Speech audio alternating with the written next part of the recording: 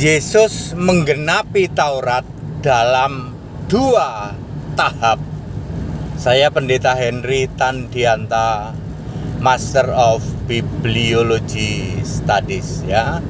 Jadi Yesus itu menggenapi Taurat dalam 2 tahap.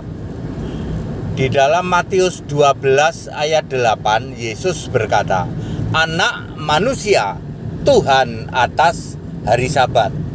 Sedangkan di dalam Markus 7 ayat 19 ya, Yesus menyatakan bahwa semua makanan itu halal.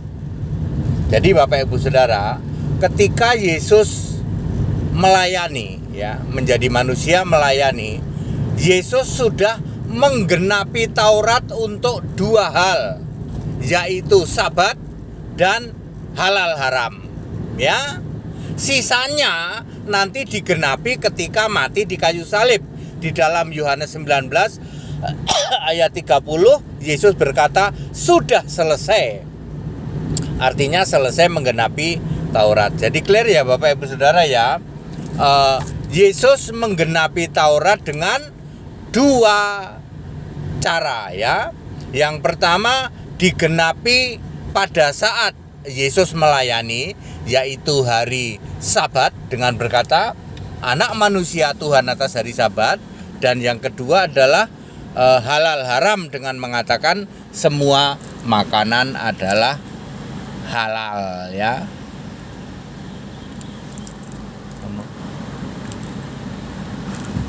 Ya, semua makanan adalah halal. Nah, sisanya itu nanti harus mati dulu, mati di salib.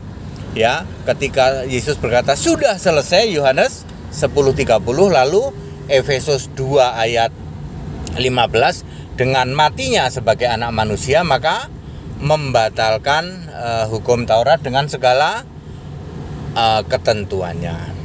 Jadi Bapak Ibu Saudara, ketika Yesus melayani, Yesus sudah menggenapi Taurat ya, dalam hal Sabat. Makanya Yesus menyembuhkan orang sakit pada hari Sabat. Yesus bekerja pada hari Sabat. Yesus melayani, tetap melayani pada hari Sabat. Lalu ditegur, "Loh, Yesus, ini kan hari Sabat, itu murid-muridmu makan gandum tuh, metik gandum lalu dimakan." Ya. Yesus berkata apa? Ya, anak manusia Tuhan atas hari Sabat. Ya, artinya apa? Ya, pada saat itu hari Sabat sudah sudah digenapi maksudnya.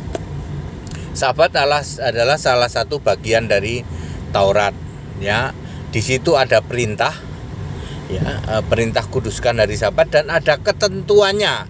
Ketentuannya pada hari Sabat tidak boleh ini, tidak boleh itu. Ya, itu. Kemudian halal haram dengan menyatakan bahwa semua makanan halal di dalam Markus 7 ayat 19 ya. Jadi ini menjawab pertanyaan bahwa apakah ketika Yesus melayani, Yesus makan babi? Jawabannya ya. Ya, sekaligus ini menjawab pertanyaan ya.